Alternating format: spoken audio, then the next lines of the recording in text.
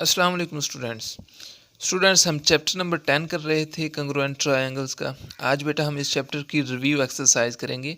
इससे पहले बेटा हम कंग्रुएंट ट्रायंगल्स का इंट्रोडक्टरी लेक्चर बना चुके हैं, जिसमें मैंने आपको बताया था कि कंग्रुएंसी ऑफ ट्रायंगल्स क्या होता है। उसमें मैंने आपको कॉन्सेप्ट ऑफ कंग्रुएंसी बताया था। उसके बाद बेटा हमने उसकी कुछ प्रॉपर्टीज़ थी वो डिस्कस की थी। तो बेटा वो लेक्चर सुनना आपके लिए बहुत ही इंपॉर्टेंट है, क्योंकि आपको कंग्रुएंसी का जब तक कॉन्सेप्ट नहीं आएगा तो आप चैप्टर 10 को नहीं कर सकते, आपको डिफ़िकल्टी हो सकती है इसमें। तो हम इसकी आज बेटा रिव्यू एक्सरसाइज करते हैं। पिछले जो प्रीवियस हमने लेक्चर बनाया इंट्रोडक्टिव, उसका लिंक जो है बेटा वो मैं डिस्क्रिप्शन में दे दूंगा, आप वहाँ से ज़रूर देखिएगा उसे।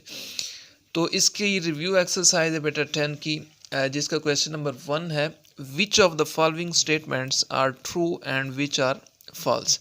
आपको कुछ स्टेटमेंट्स गिवन है 6 के करीब, आपने क्या करना है, उन्हें बताना है कि वो स्टेटमेंट ट्रू हैं या फॉल्स हैं। तो बेटा फर्स्ट इसका हम पार्ट देख लेते हैं कि क्या पूछता है वो आपसे। अ रे हैज़ 2 एंड पॉइंट्स। वो कहता है कि एक रे के 2 एंड पॉइंट्स होते हैं। अब रे क्या होती है? ये बेटा एक लाइन है जिसे हम कहते हैं कि ये एक रे है, जो कि इनफाइनाइट पता नहीं कहाँ तक जा रही है, हमें नहीं पता। ये बेटा इसका है एंड पॉइंट ये, और ये एरो है। एरो का मतलब है कि ये यहाँ पर मूव कर रही है, ये हम नहीं जानते कि कितना मूव कर रही है ये। तो यहाँ से हम देख सकते हैं बेटा इसका ओनली 1 एंड पॉइंट है, जबकि स्टेटमेंट में बताया गया है कि अ रे हैज़ 2 एंड पॉइंट्स। उसने बताया कि एक रे के 2 एंड पॉइंट्स होते हैं, जो कि रॉन्ग है, फॉल्स है। तो ये बेटा आपके पास स्टेटमेंट क्या होगी? फॉल्स होगी। बिल्कुल इसी तरह अगर हम सेकंड स्टेटमेंट को देखें, in a triangle there can be only one right angle. वो कहता है कि एक ट्राइंगल में एक ही राइट एंगल होता है, एक ही राइट एंगल हो सकता है। तो राइट एंगल ट्राइंगल कौन सी होती है बेटा? मैं इसकी यहाँ पिक्चर बना देता हूँ ताकि आपको इजीली अंडरस्टैंड हो जाए इस बारे में। ये बेटा होती है राइट एंगल ट्राइंगल, जिसमें एक एंगल राइट एंगल होता है, मतलब 90 डिग्री का होता है। तो उसने बिल्कुल ठीक कहा यहाँ पर कि राइट एक ट्राइंगल में ओनली वन राइट एंगल होता है, और ये हमारे पास क्या है? राइट एंगल है। तो ये हमारे पास बेटा स्टेटमेंट ट्रू होगी। बेटा थर्ड पॉइंट देखते हैं इसका। 3 points are said to be collinear if they lie on same line. अगर इसमें आपको बेटा कोलिनियर का मतलब पता है तो आप ये स्टेटमेंट बता सकते हैं कि ये फॉल्स है या ट्रू है। बेटा कोलिनियर का मतलब होता है कि एक स्ट्रेट लाइन पर जितने पॉइंट्स होते हैं, एक स्ट्रेट लाइन पर जितने पॉइंट्स लाई करते हैं उसे हम क्या कहते हैं? कोलिनियर। एक लाइन है आपके पास स्ट्रेट, उसने कहा कि 3 पॉइंट्स हैं, तो आप समझ लीजिए कि 3 पॉइंट्स हैं एक लाइन पर। उसने कहा कि said to be collinear if they lie on same line. एक लाइन पर जितने भी पॉइंट्स होंगे, मैंने यहाँ पर बेटा 4 पॉइंट्स ले लिए हैं, तो इसका मतलब है कि ये पॉइंट्स क्या हैं? ये लाइन क्या है? स्ट्रेट लाइन है, और ये कोलिनियर है। और हम कह सकते हैं कि ये स्टेटमेंट ट्रू होगी, क्योंकि एक स्ट्रेट लाइन पर जितने भी पॉइंट्स लाई करते होते हैं उन्हें हम यही कोलिनियर कहते हैं। बेटा फोर्थ पार्ट देखें इसकी स्टेटमेंट में क्या है। 2 parallel lines intersect at a point.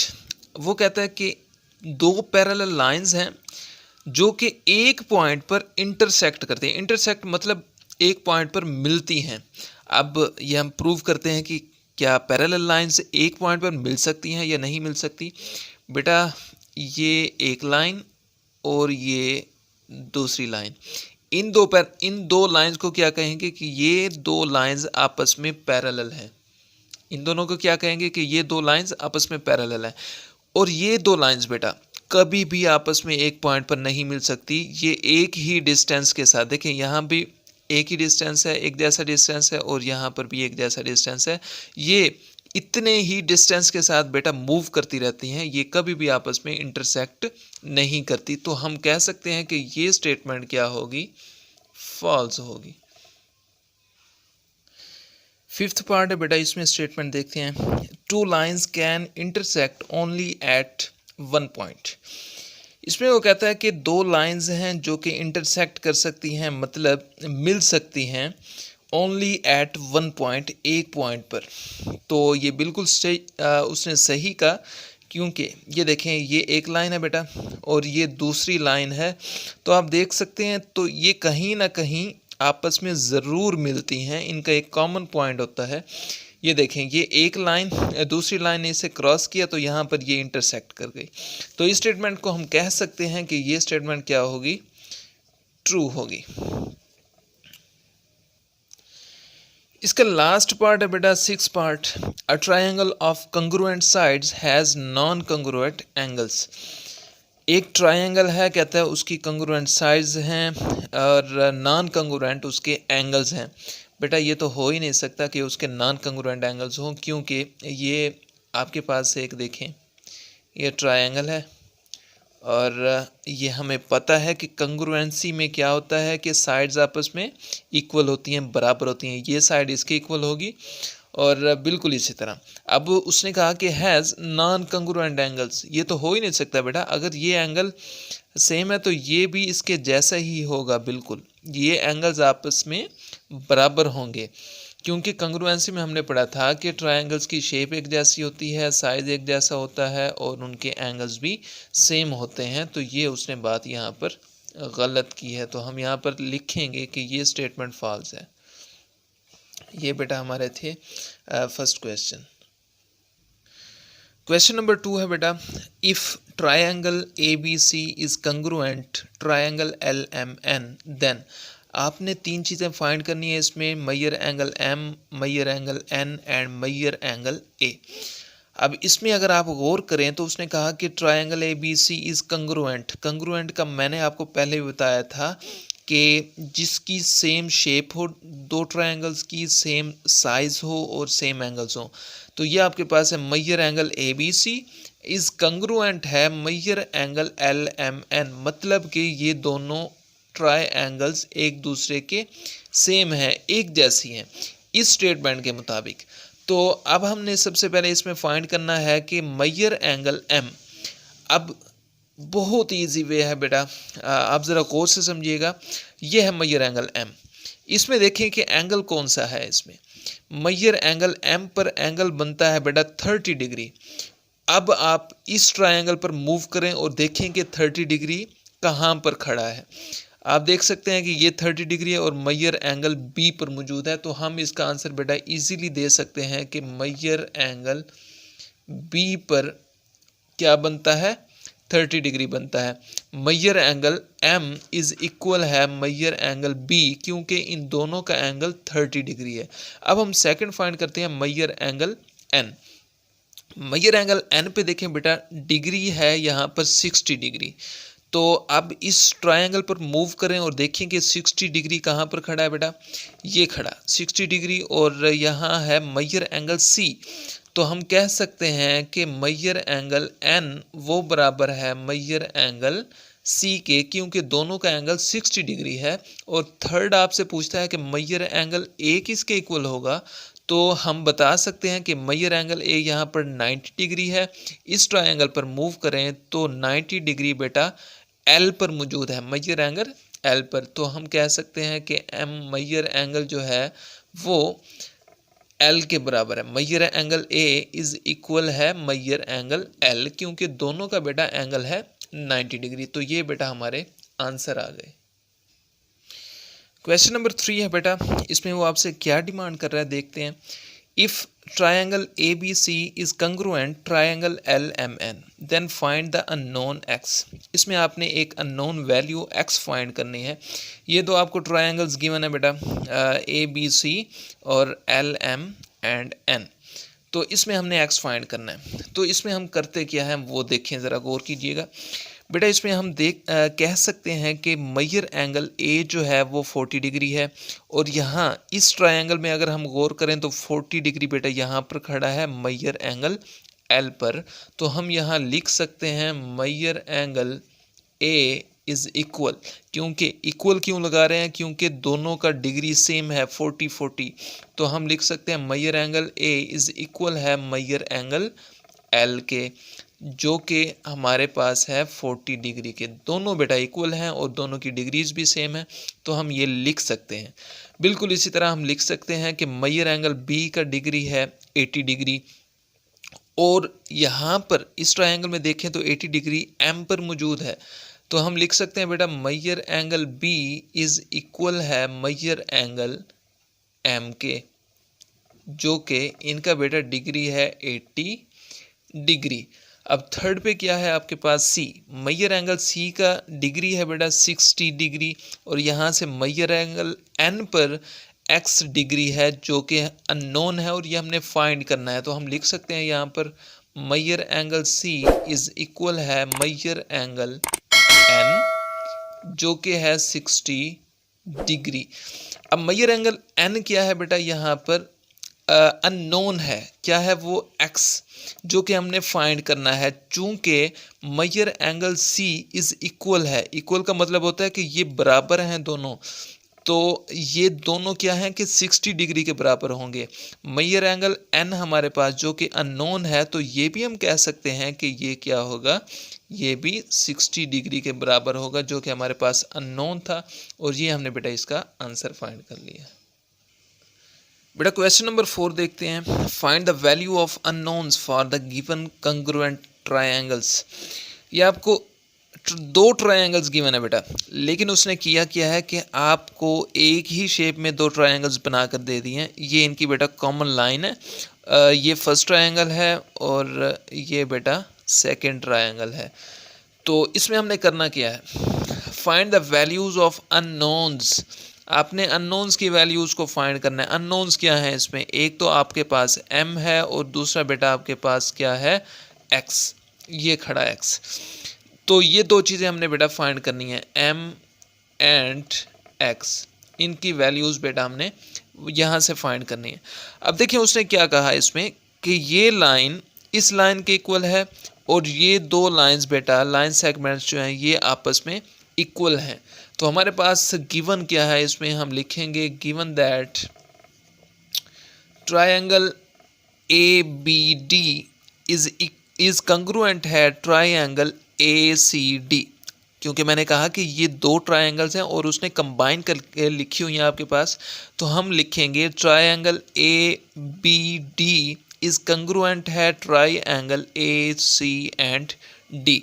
तो हम यहाँ पर लिखते हैं बेटा triangle A B D is congruent है बेटा triangle A C and D. अब हम फर्स्ट चीज़ इसमें फाइंड कर लेते हैं। वो क्या फाइंड करेंगे बेटा, हम सबसे पहले इसमें m की वैल्यू को फाइंड करते हैं। वो कैसे, क्योंकि उसने यहाँ पर हमें कहा कि ये दोनों जो लाइन सेगमेंट्स हैं ये आपस में क्या है इक्वल हैं। तो हम लिख सकते हैं कि line segment B D is congruent है लाइन सेगमेंट सी डी या डी सी, ये हम लिख सकते हैं चूँकि उसने खुद कह दिया कि ये दोनों लाइंस आपस में इक्वल हैं। तो यहाँ पर हम बेटा फर्स्ट चीज़ मालूम करने जा रहे हैं, m की वैल्यू को हम लिखेंगे line segment B D is congruent है बेटा यहाँ पर लाइन सेगमेंट सी डी के। अब बी डी इस लाइन में क्या है आपके पास 5m माइनस 3 इस कंग्रुएंट का मतलब है कि ये इक्वल है। कंग्रुएंट का मतलब मैंने आपको पहले बताया था कि वो दोनों शेप में सेम होती हैं, साइज़ में और एंगल्स में सेम होती हैं। तो सी डी ये दोनों इक्वल होंगे। सी डी में आपके पास वैल्यू गिवन है 2m प्लस 6। अब आपने जस्ट करना क्या है कि वैल्यूज़ को लेफ़्ट राइट पर मूव करवाना है और आपने m की वैल्यू को फाइंड करना है। बेटा 5m यहाँ पर रखें और यहाँ से 2m यहाँ आकर माइनस हो जाएगा क्योंकि यहाँ पर पॉजिटिव था, और -3 को बेटा राइट साइड पर शिफ्ट करें। यहाँ पर 6 ऑलरेडी मौजूद है पॉजिटिव, और ये -3 यहाँ आकर +3 हो जाता है। 5m बेटा और -2m ये बचेगा आपके पास पॉजिटिव 3m। तो राइट साइड पर आपके पास बनता है 6 + 3 = 9, जो कि हमारे पास m का आंसर आ जाता है 9/3। ये 3 बेटा यहाँ का डिवाइड हो गया, m इक्वल हो जाता है +3 के। ये बेटा आपके पास अननोन वैल्यू थी। अब हम x की वैल्यू को फाइंड करते हैं। x की वैल्यू फाइंड करने से पहले बेटा आप यहाँ पर देख लीजिए x एक हमने मतलब कि x यहाँ पर डिग्री फाइंड करनी है, तो हम यहाँ पर लिखेंगे कि measure angle A B D is congruent है measure angle A C D. क्या है कि ये दोनों इक्वल हैं, चूंकि हम बेटा इसमें मैयर एंगल यानी कि एंगल फाइंड करना चाह रहे हैं और एंगल में आपके पास अननोन है x की वैल्यू। तो हम यहाँ पर लिखेंगे measure angle A B D is congruent है measure angle A C D. और यहाँ पर बेटा ये भी देख लीजिए कि measure angle A B D equal है, इसका एंगल क्या है आपके पास 55 डिग्री। और यहाँ से Maihar angle A C D उसकी वैल्यू क्या है आपके पास 5x + 5, जो कि हम यहाँ पर पुट करेंगे। Measure angle A B D थी इक्वल था बेटा आपके पास 55 डिग्री और measure angle A C D equal था आपके पास 5x + 5 और होल का आपके पास डिग्री था। यहाँ से बेटा आपके पास अननोन x है जो कि हम फाइंड कर लेते हैं।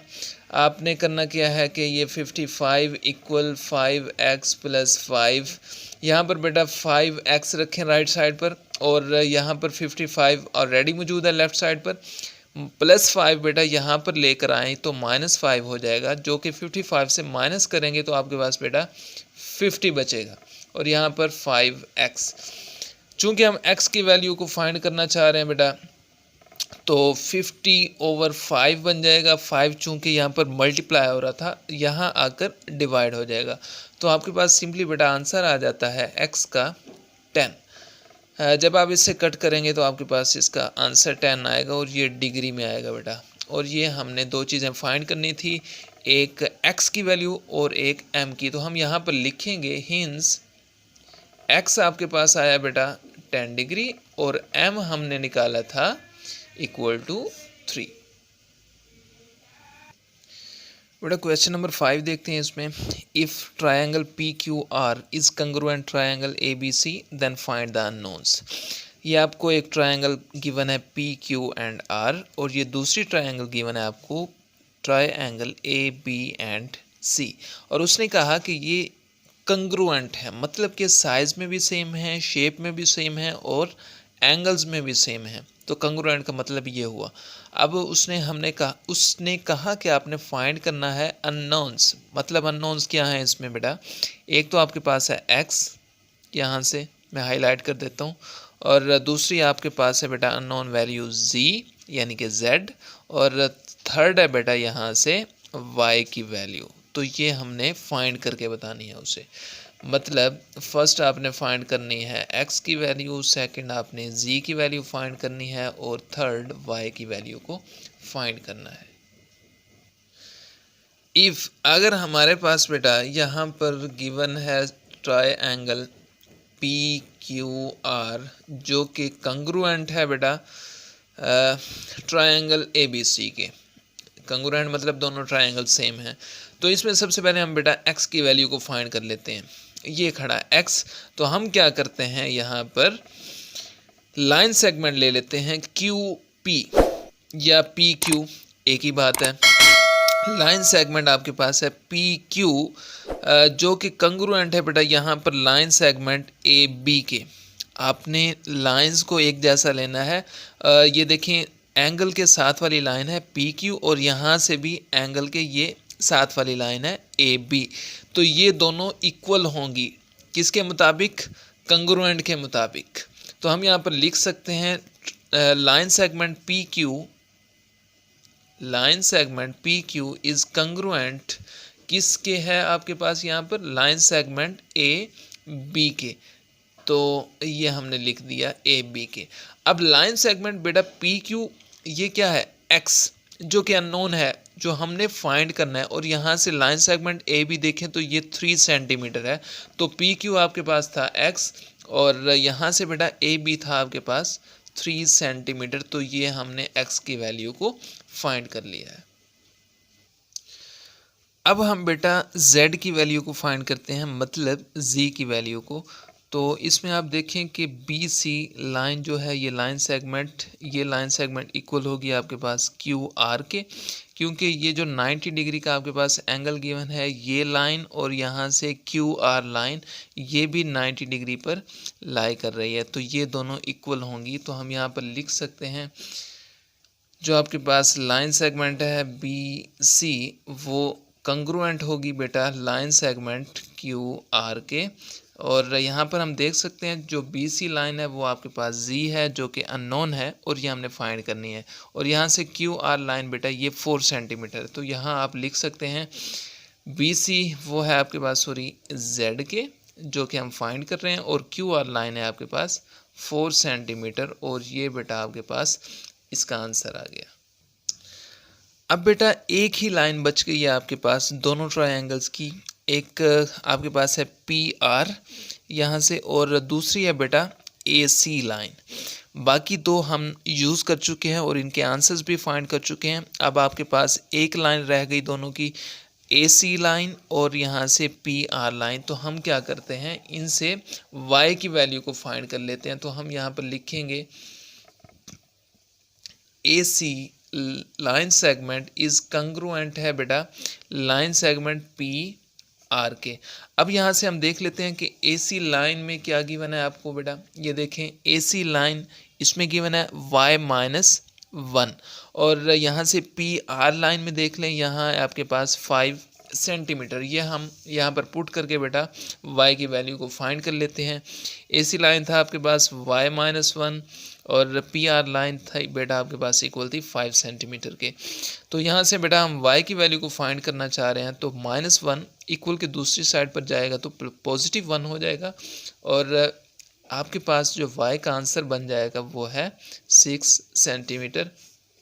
तो बिल्कुल इसी तरह बेटा हम तीनों अननोन्स जो थे 3 unknowns x, y and z उनकी वैल्यूज़ को फाइंड कर लिया है। कौन कौन सी थी, x का आंसर बेटा हमने निकाला था 3 सेंटीमीटर, y का आंसर हमने निकाला है 6 सेंटीमीटर और z का आंसर हमने निकाला था बेटा 4 सेंटीमीटर, और यही चीज़ें हमने फाइंड करनी थी। तो ये थी बेटा चैप्टर नंबर 10 की रिव्यू एक्सरसाइज। उम्मीद करता हूँ कि आपको इसका कॉन्सेप्ट क्लियर हो चुका होगा। आप क्वेश्चन ज़रूर ट्राई कीजिएगा, अगर कोई कन्फ्यूजन हो तो आप कमेंट ज़रूर करें, हम उसे दोबारा से सॉल्व करेंगे। तब तक के लिए अल्लाह हाफिज़।